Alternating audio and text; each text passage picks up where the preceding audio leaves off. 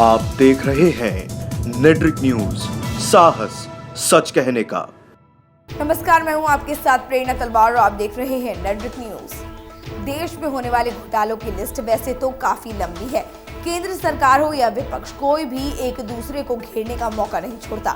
जहां देश में विपक्ष केंद्र सरकार पर राफेल डील घोटाले के मामले को लेकर लगातार हमला बोल रही है, तो इस तरफ से देखा जा रहा है कि केंद्र सरकार ने देश में बहुचर्चित अगस्ता वेस्टलैंड घोटाला मामले में एक बार फिर बड़ी कामयाबी हासिल कर ली है। बता देते हैं कि बहुचर्चित अगस्ता वेस्टलैंड घोटाला उस समय किया गया था जिस वक्त देश में कांग्रेस की सरकार थी। ये वही कांग्रेस है जिसने लगातार 10 सालों तक देश पर राज किया। कांग्रेस के समय देश में अगस्ता वेस्टलैंड डील घोटाला सामने आया था। 3600 करोड़ रुपए के वीवीआईपी चॉपर डील में तीनों बिचौलियों को आरोपी बनाया गया था, लेकिन पुलिस की गिरफ्तारी से पहले ही वो तीनों आरोपी देश छोड़ चुके थे। आपको बता दें कि भारत सरकार को पहली कामयाबी मिली जब बीते साल 2018 में यूएई सरकार ने इस घोटाले के बिचौलिए और मामले में आरोपी ब्रिटिश नागरिक क्रिश्चियन मिशेल को प्रत्यर्पित किया था। इस वक्त मिशेल हिरासत में है और उससे इस मामले को लेकर लगातार पूछताछ भी की जा रही है।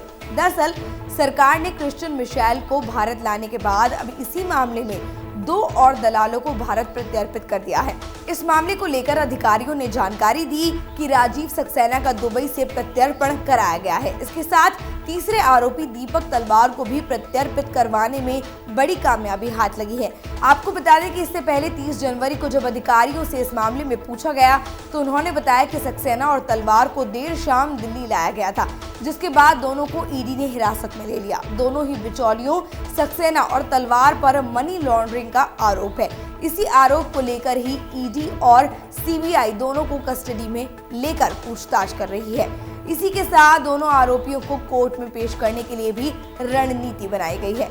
बता दें कि राजीव सक्सेना को बार बार समन दिए जाने के बावजूद पूछताछ में नहीं शामिल होने पर पिछले साल 6 अक्टूबर को कोर्ट ने उसके खिलाफ गैर जमानती वारंट जारी किया था। राजीव सक्सेना का नाम उस चार्जशीट में है जो उनकी पत्नी शिवानी के खिलाफ दायर की गई थी। अभी वो जमानत पर है और राजीव सक्सेना और उनकी पत्नी शिवानी अगस्ता वेस्टलैंड केस में आरोपी हैं।